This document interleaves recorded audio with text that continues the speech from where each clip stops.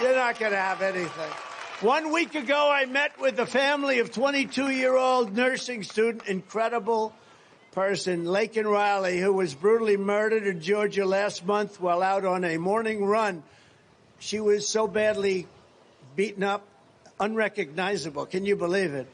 Laken's killer was set loose into the United States through Joe Biden's program of releasing military-age males into our communities after they've illegally crossed our southern border. And that's what happened. That his animal came in. Laken Riley would be alive today if Biden had not unleashed a savage attack on America. And that's what he's done. But instead of apologizing to Laken's family, Joe Biden apologized to the killer for calling him illegal. I shouldn't have done that. Oh, I'm so sorry. I shouldn't have called him illegal. Oh, I'm so sorry. I'd like to apologize to the killer. He's more concerned with the killer. He couldn't even pronounce her name right. He's more concerned with the killer than he is with Laken. And that's the problem. They're more concerned with criminals than they are with the people of our country that built our country, that are keeping our country afloat. Because that's all. With the policies they have, all you can do is keep it afloat. And you'll be lucky if you do that. And let me tell you, 7 months is not a long time in one way. In another time, it's eternity. Because these guys can do damage like nobody's ever. I don't know. They either hate our country or they're grossly incompetent. And anybody that can cheat on elections the way they do is not incompetent, okay? I think they hate our country. So now they have a new term for people like this. They call them neighbors. Neighbors. They want to call them neighbors. So that people coming into our country illegally, hi, neighbor. How you doing, neighbor? How's everything? Then they punch you in the face and whack you. What a group of idiots we have. This country has never seen anything like what's happening to it now. And it's true. We have never seen what's happening to our country right now. They're destroying our country. They're ruining our country. In the Republican Party, we believe that Laken's killer is an illegal alien criminal.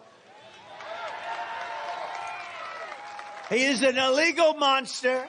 He should never have been in our country, and he would have never been in our country. Never, ever would he have been in our country if the election weren't rigged, because we didn't allow people like that into our country. We didn't welcome them, and they knew it. You know, does anybody like the snake? Do you know the snake? I don't know. I can't even hold this. I can't even hold this sucker in this wind, but we'll give it a shot. Do you mind? Let's do it. Because you know what? It's, as I'm discussing this, and on the understanding that we have no teleprompters, at least let me read one little thing here. But this is a metaphor. Most of you have heard it. People love it. It's a very accurate metaphor. And it's about our border. It's about the people we have coming in. And don't be surprised when bad things happen, because bad things will happen. And we're going to get them out fast. We're going to have the largest deportation effort in history. But with all of that, we've got ourselves a problem. When you have 15 million people, many of these people are people that should not be allowed into our country. On her way to work one morning, down the path along the lake, a tender-hearted woman saw a poor, half-frozen snake. His pretty-colored skin had been all frosted with the dew. Poor thing, she cried, I'll take you in, and I'll take care of you. Very innocent, very innocent. Take me in, oh tender woman, take me in for heaven's sake. Take me in, oh tender woman, cried the tender snake. She wrapped him up all cozy in a comforter of silk and laid him by her fireside with some honey and some milk. She hurried home from work that night, and soon as she arrived, she found the pretty snake she'd taken in had been revived. Take me in, oh tender woman, take me in for heaven's sake. Take me in, oh tender woman, cried the vicious snake. Whoa.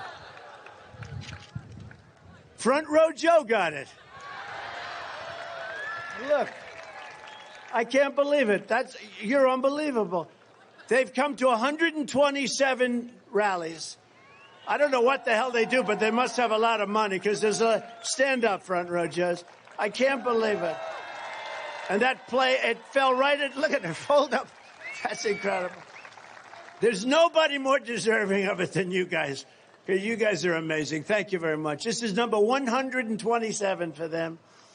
And I don't like to say it in front of them, but we have people that have actually come to more. You know, our wonderful women from North Carolina, right? Trying to figure out about their husbands, how they can handle it. But they seem to be handling it. She clutched him to her bosom. "You're so beautiful," she cried. "But if I hadn't brought you in by now, you truly would have died." She stroked his pretty skin again and kissed and held him tight.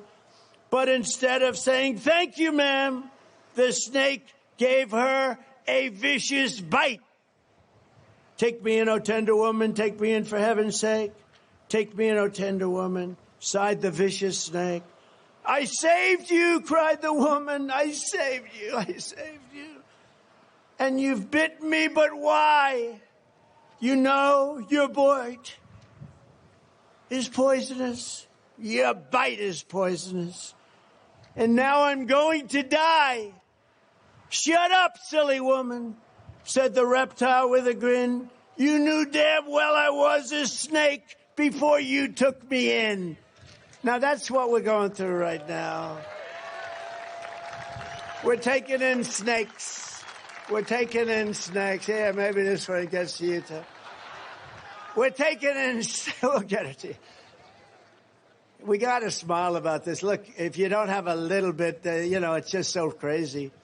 There's not much to smile about, but we have to keep our chin up because what's happening to our country has never happened before. Nothing like this has ever happened before. There's a gentleman named Sean Hannity. He goes on every night. He says, the good man, he says, 100% certain that you're going to have massive attacks and big problems. And I have to agree with him.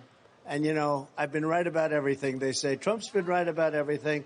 I have to agree that it's going to be, we have to work very quickly. But unfortunately, for 7 months and now really for 2 months after that, you're not going to be working. You're going to be in the world of politics. And they'll be saying what a wonderful thing it is that they're destroying our country. How anybody can say what they say is unbelievable.